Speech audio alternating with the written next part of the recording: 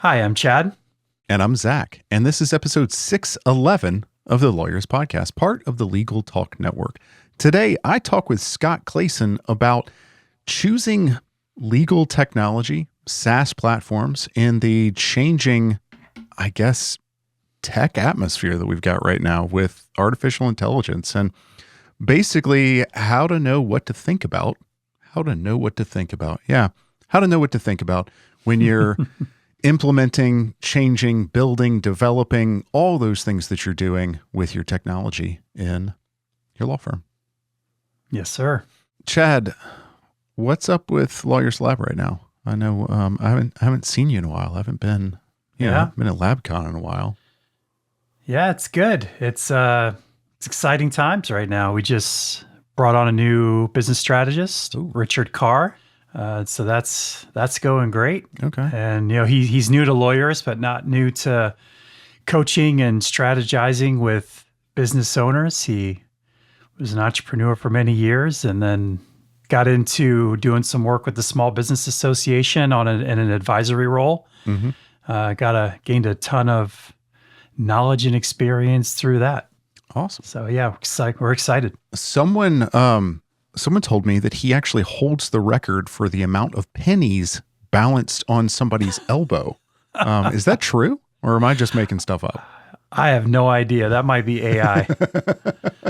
That might be a hallucination. That's a human hallucination. Ladies and gentlemen, that's the type of stuff that you get when you just let AI create things. That is 100% untrue. Well, I guess it could be true, but as far as I know, that is untrue and just totally made up. So what's exciting about Richard coming into the stable, the group? Well, I'll say first, I know he's an outdoors guy, so okay. I don't know if he's into pennies though, but he's an outdoors guy. Likes to hike. Not all of us can be, That opens up the amount of people that get help with our business strategists. And so has he gotten started yet? Has he jumped in? Yeah, he's actually we gave him his first Labster yesterday. I think he's meeting with his Labster tomorrow, his first Labster tomorrow. Nice. So that's pretty exciting stuff. So who do we have over there with you now? We got Richard, we got you,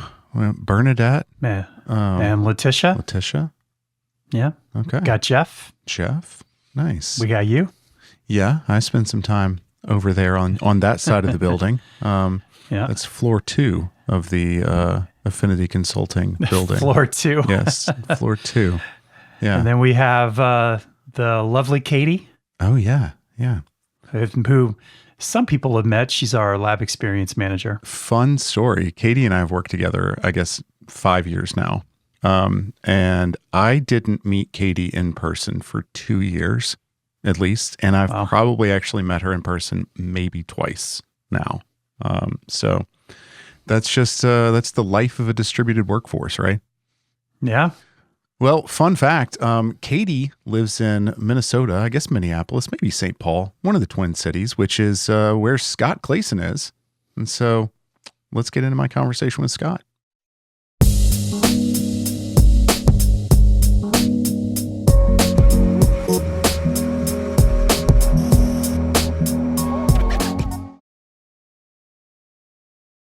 Hi, I'm Scott Clasen. I'm a go-to-market strategist who is working with various legal consulting firms, including Affinity and Lawyerist.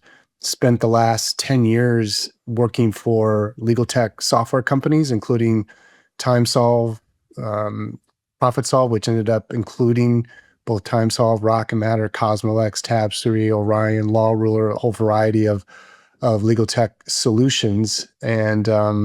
And that's where I'll stop. Scott, thanks for being with me. It's always odd. I actually love that we do it on the Lawyerist Podcast this way, where guests introduce themselves, but it always feels odd as the guest when I have to do it myself. But for people that aren't that don't know you, I've been around you for a while in the legal tech space. You've like you said, you've been with Tabs 3, Cosmolex, Rocket Matter, the whole ProfitSolve family of products. And so you've seen, oh man, and that brings in, that's That is a pretty big and broad spread of SaaS products. And so I kind of thought, like, who better to talk about delivery of SaaS products and how we might assess them in today's world than you. So thanks for being with me. Happy to be here, Zach. Good to see you again. Yes, same to you. So let's kind of go ahead and jump into that. What I've been toying with this idea recently, and I know a lot of people have, of quote unquote, SaaS is dead.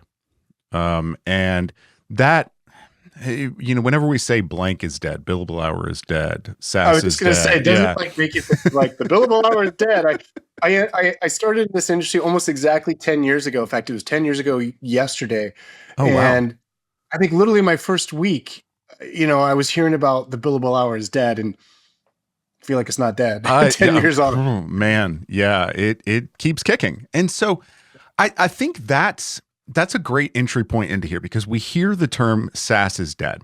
And the idea is that with vibe coding, with this really, really low barrier to entry to building some of these, let's at least say some of the more simple platforms, that it's a little more difficult to think about investing your time, your data, your infrastructure into an existing SaaS platform. And I'm kind of wondering how this affects how we look at our SaaS platforms now. I think we could step back one step behind that a little bit, Zach, and think about, how many lawyers and small law firms today really understand the realm of the possible with building your own products via, vibe coding, right? Mm-hmm. And the idea of using, let's say, Claude Code, that's sort of the de facto place where people will, feel like they can go to build tools without having to know the coding behind it. And the idea that, if you invest maybe half a day into kind of how Claude Code operates, that Mm-hmm. you could create your own very custom software that's really just unique for your firm and build it at the scale that you need now, with the concept that you could always grow it and modify it, later. And so the appeal to that, of course, is, we heard it a lot on the software side of, hey, I'm paying for your tool, but I'm only using like 30% of it, and so it's that Mm-hmm. I'm paying for things that I'm not using kind of mentality. Mm-hmm. That this idea of vibe coding helps. That's a real attractive, I think, part of this is like, wait a minute, I only have to pay, like, let's say I'm going to do the team version of Claude, $100 a month or whatever it might be. And it's like, wait a minute. So instead of paying $100 a month for a tool that I'm maybe only using, 30% of, I could spend $100 a month on a tool that I can build exactly what I need and not have to pay for 5 tools that accomplishes 100% of my thing, but I'm only using 50% of all their features and so on. So Mm-hmm. that's an attractive idea for really, I think, forward-thinking law firms.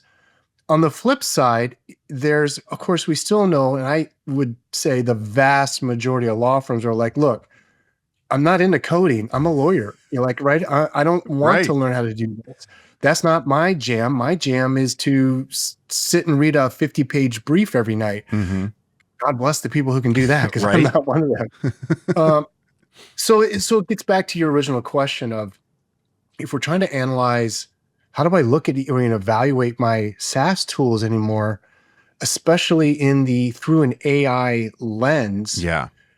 Because, a lot of these tools that you are either using or evaluating, you're going to be hearing pitches all the left and right now about AI enabled. We have built-in AI. And it's like, okay, well, what the hell does that really even mean? Mm-hmm. And trying to decipher that and weave your way through that, you really need to start asking yourself some simple questions when you are evaluating these tools, and asking those vendors, like, okay, first of all, what exactly does your AI baked into the tool do? And here's the key question, I think, how is it different from something I could just go out to ChatGPT or Gemini or Claude and ask the same question and get the same damn answer in many ways, like interacting with my data that's in that software tool and having a meaningful difference. I think that's a really good point there that I want to tease something out in our jump is, the idea of quote unquote, again, SaaS is dead is really talking about like pure SaaS, not AI, quote unquote, like AI enabled SaaS. So the big benefit that we have now with products being built by the big names is that they're building the AI in. Like that's the real draw now, because if I build my own product into my own data and with Copilot, inside of Microsoft 365 coming out with CoWork now, where you can start to use these agents against your own documents safely, what then is the benefit? If I can do that. And so the benefit is putting thoughtful and secure artificial intelligence on top of this SaaS. And so I think what you're saying there is like, well, if you're just slapping it on, what do I care at this point? There's a newer term I've come across of contextual AI. Okay. And, if you go and ask a question to ChatGPT right now or Claude or whoever, without any context, you're going to get a crap answer. Yeah. And so some of the selling features I've seen with some of these SaaS platforms is the fact that, hey, this isn't just AI. It's AI with the context of your firm and your data. Mm-hmm. So it can see all, in theory, right, if it's built properly. I've seen all the emails you sent to all your clients around this particular practice area, and I see how you handle things. I see your workflows. I have context now in how I'm going to be answering that question for your firm specifically, because I have context on how your firm operates. And that's a little bit, I think, where, like Clio Work is going with their whole kind of white space of you just kind of do everything is connected together between, the various things that they own now. In one place, it provides you the ultimate context of not even just within your world of Clio, but the outside part with the whether it's not Harvey for them, but the things that was it Vincent that they Vincent's one they acquired, and all of the legal research and such, and then you have the best of both worlds, the cross reference of the outside world that AI is always touching with your specific way in which you run things at your firm. I think that's the thing to really kind of help evaluate is asking the question of like, what kind of contextual AI do you have built into your tool? Yeah. Because if that's the value add now, right? It's taking our data that we already have in this product, and hopefully kind of being able to act upon that inside this product instead of just like essentially being a glorified little help bot to the side. Right. And we the transition just in the last 4 to 5 months of real good agentic AI that will be doing tasks for you, but not just doing tasks for you, but doing it because it's been trained specifically how to do it in your way. Through whether it's Claude skills that you do over on the Claude side, or whether it's within the built-in tool of that is going to be it's like you have a junior associate or a paralegal that you have trained in your way. And it's not just asking like an off-the-shelf paralegal that question, which is maybe the analogy of, Claude or somebody else. It's like the 1-800 paralegal hotline, when asking a question, right? In those LLMs. But now the idea that like, you're asking to do a task, but that they're doing that task in the way that you specifically have told it you want it to be done, and it just repeats over and over again. I'm going to kind of reference back to a podcast that I did with Matt Spiegel recently, who is with Lawmatics and was with my case. And I say was with, he built. Yeah, he built. And so Matt's very sharp on these things. And he's actually one of the people that I got this idea of like, if you don't have SaaS with AI on it, it's really not that valuable to the end user as much now. And his is going exactly where, or his argument was going exactly where you're going of, it needs to be SaaS with agentic AI that has this knowledge inside of your firm, but or this firm knowledge in it. But the big question that I kind of get to that you and I have been kicking around a little bit is like, okay, well, that's where we're at right now. We weren't there 3 weeks ago or 3 months ago or whatever. How do I, to use what I think somebody from Minnesota like yourself would do? How do I skate to where the puck is going with with these SaaS products? How do I confidently invest my time, my infrastructure, my company's knowledge into one of these products when I look around and I say, either I could spend that up on my own, or Microsoft Copilot or Google, the Google built-in AI. For the life of me, I can't think of what theirs is right now. Gemini. Yeah. That these products are going to supplant that. How do I invest my time in these legal specific SaaS products? I think and by the way, you do my heart well using a hockey analogy of, and I know you can take the North Dakota boy, Zack, out of North Dakota, but he'll always be there. Right. You can take him out of ND, but ND will always be in him. Right. I think that question of like kind of skating towards the puck, and how we even think about trying to invest in these things, it involves thinking through not just what tools should I be using, but getting back to like, what problems am I solving? Ooh. And the whole idea of viewing it through like, okay, I have a workflow of some sort. Let's say it's intake, from my marketing. And this is something, Matt could have talked a lot about with Lawmatic, around that, the intake CRM end of a law firm.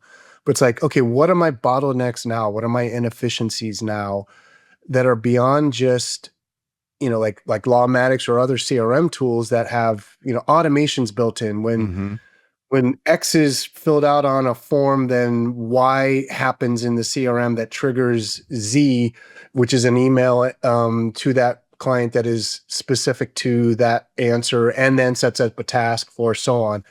It's not even just setting up those automations, which was kind of like low-end agentic workflow before we had that. Right. You set up automation.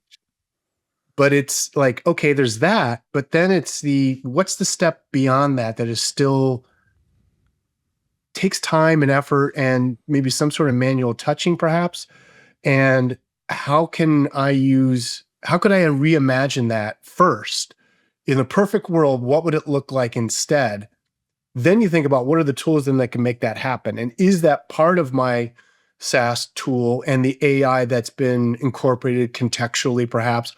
Or what I just am thinking through of how to make this workflow better, can it only be solved with maybe a direct LLM and some vibe coding and so on? Mm-hmm. I think is one way to think about the skating towards the puck.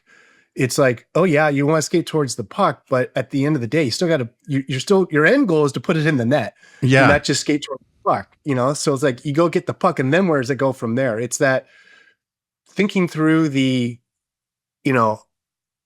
I have the best ice skates and the best hockey stick and, all of that, but I got to figure out where I want to go next and see around the corner kind of thing. Yeah. And think about that first before you think about the right tool, the right skate, the right hockey stick, and so on. I think that I love that, because that goes to what I do in a lot of like legal tech assessment calls that I do with lapsers and attorneys that I know is, I like to build things platform agnostic to where people can shift platforms if they need to. If they don't like blank color, they can go to this other tool that does, moderately the same thing. And I think that idea of, okay, well, what do you ultimately want to do? You can skate to where the puck is going, but it could be going the wrong direction. You don't want to go that direction at all. So like, what do you ultimately want to do with your stuff? With that, at least inherent in that is knowing, documenting this stuff. Are you seeing more of a In the SaaS products that you're using, we use HubSpot a lot. We use obviously Claude Code, Claude Cowork, Claude Code a significant amount. Are you seeing like what is giving you the benefit of like using those tools across each other?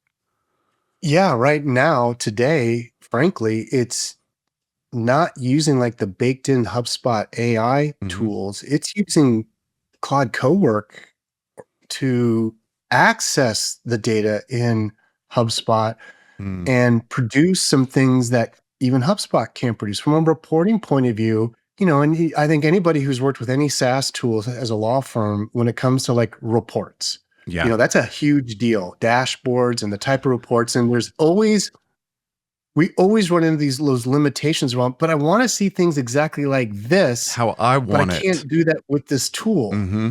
And, HubSpot, as great of a tool as it is, and I love HubSpot, there's still things within there. Like I want to see things in a certain way, in a certain visual perhaps, and so on, Yeah. that is not achievable. But if in Cloud Cowork, I can describe exactly kind of how I want it, and it'll produce a dashboard that looks just as pretty, just as good, and it's exactly how I want it. And it goes back to we talked at the top about vibe coding, Mm-hmm. and you just mentioned you're talking to a lot of the labsters about, hey, if you don't like color orange of this tool, there's always color red. Mm-hmm. And it's kind of funny when you think about the whole development of software historically, the 40s, 50s, 60s, 70s, 80s, 90s, a lot of software was custom built software. My dad used to sell mainframe computers for the old Control Data Corporation back in the 60s and 70s. If those are old enough to remember Control Data, it was like an IBM type company. Uh-huh. But the point is, every single client, they were essentially building custom software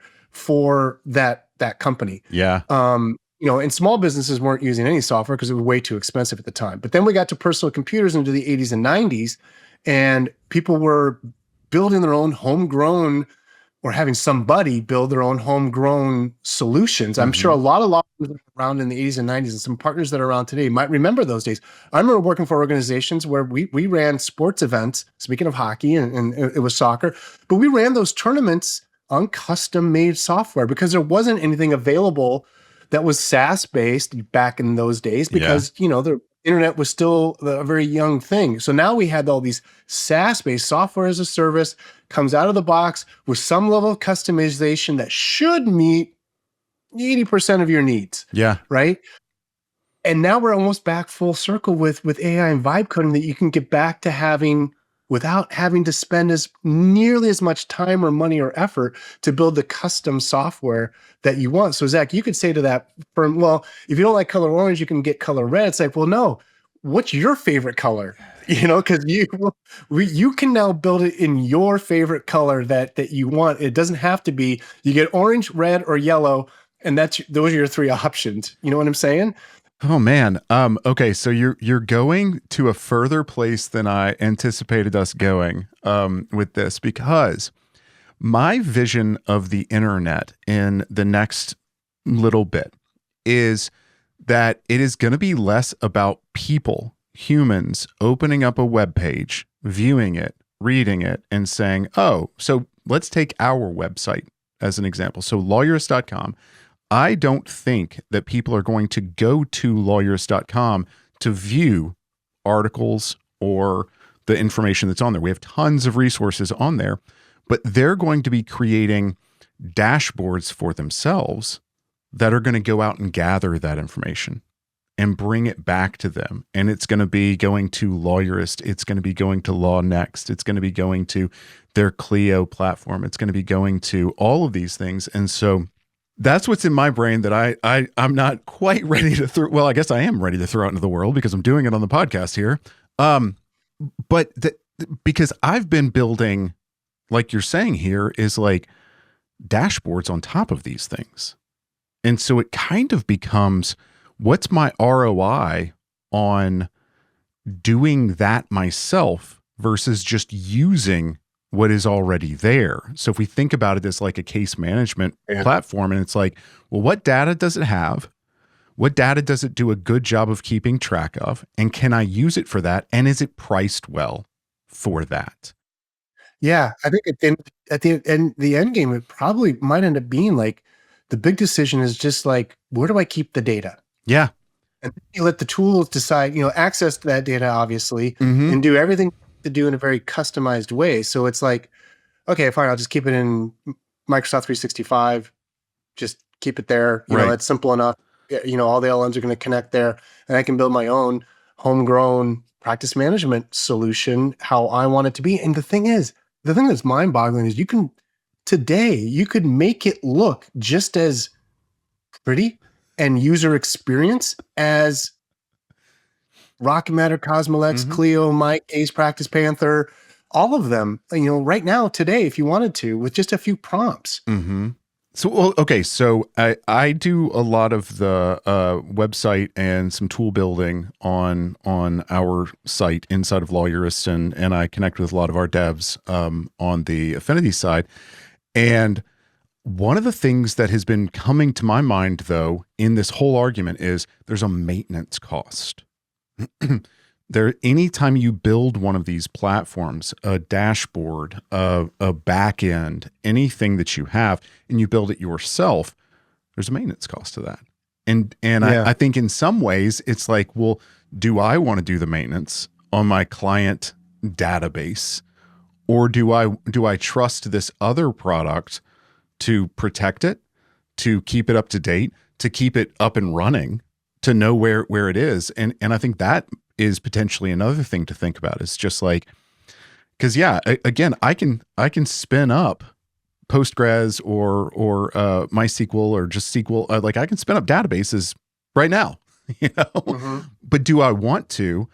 And I think it becomes, again, an ROI issue, kind of like changing your own oil. Yeah. Yeah. Like, I can. There's a convenience, time versus money kind of component, right? And everyone, then there's the personality part of it too. Some people are like, I don't care if it's super cheap to do it. I enjoy changing my oil. Right. And I like spending my time in the garage doing that. It puts me in my happy place, whatever. And some people are like, you mean I can only I don't have to do this ever again? I only want to pay $20 every 3 months. Sign me up forever. Tomorrow. By the way, I'm in that camp. Zack, we started at the top with talking about, is SaaS dead? And you and I had a conversation kind of off camera around this, like the whole concept of like, is what is available with AI and these LLMs and what they can do and produce that threatens SaaS companies. Is this a evolutionary or revolutionary thing for SaaS companies? And like, I think and that's completely revolutionary was like how Uber disrupted the taxi industry, right? I mean, that was like within 5 years or less, it completely changed how we go about paying for public transportation, taxis, and so on. Right. Whereas like the internet versus like print media, it was more evolutionary. I mean, like today, very few people read as, print magazines. Let's use that as the one part of that industry. Yeah. Print magazines, Architecture Digest used to, like, people would get that and have stacks of them. And hey, I used to National Geographics and, that sort of thing. And,